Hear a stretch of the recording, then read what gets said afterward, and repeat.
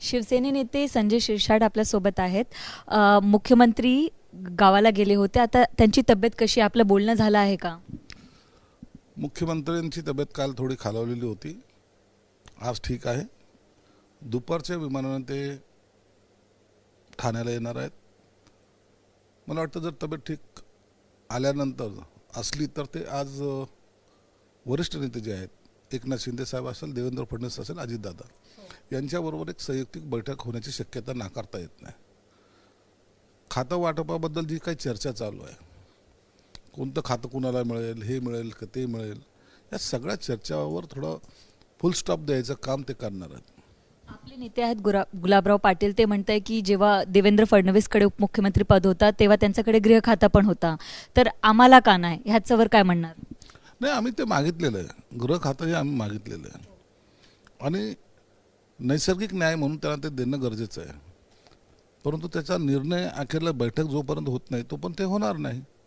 म्हणून त्यांनी मागितलं, मी मागणी केली म्हणून त्यांनी खातं दिलं असं होत नसतं. एक प्रोसेसचा भाग असतो, नेत्यांची बैठक होणे आणि त्या बैठकीमध्ये निर्णय होणे. ती बैठक आज किंवा उद्या दुपारपर्यंत होईल. एकीकडे संजय राऊत टीका करत आहेत की एक वीकपेक्षा जास्त झाला, अजून सरकार बनलेलं नाही आहे. आदित्य ठाकरे पण टीका करत आहे, काय म्हणणार? यांना टीका करायला काय जातं? 2019ला सरकार स्थापनेला 1 महिन्याचा कालावधी का लागला? ज्याचं उत्तर आहे का त्यांच्याकडे? नाही. आपण ज्या चुका केलेल्या आहेत त्याच्याबद्दल काही बोलत नाहीत आणि यांना 8 दिवस लागले तर त्याच्यावर बोंबाबोंब करतायत. सरकार स्थापन करूनही काय केलं? 2.5 वर्ष घरात बसूनच सरकार चालवलं ना.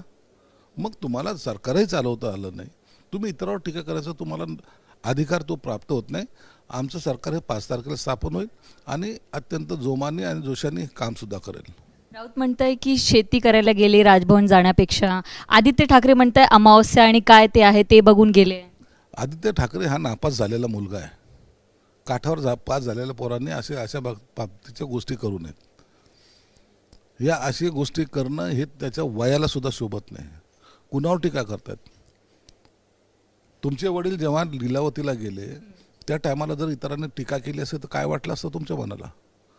म्हणून एखाद्या वरिष्ठ नेत्यांचं किंवा वयाचं भान ठेवून माणसांनी बोललं पाहिजे. शिरसाटजी काय म्हणणार, आज पण बैठक होणार महायुतीची, ती तुम्ही गृह खाता परत डिमांडमध्ये ठेवणार?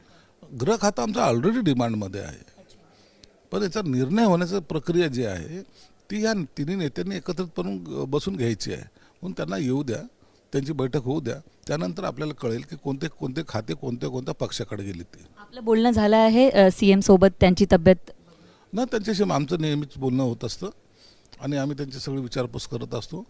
आम्ही नेहमी सगळेच त्यांच्या टचमध्ये आहोत. कॅमेरा पर्सन अजितसह मी नम्रता दुबे, एबीपी माझा, मुंबई.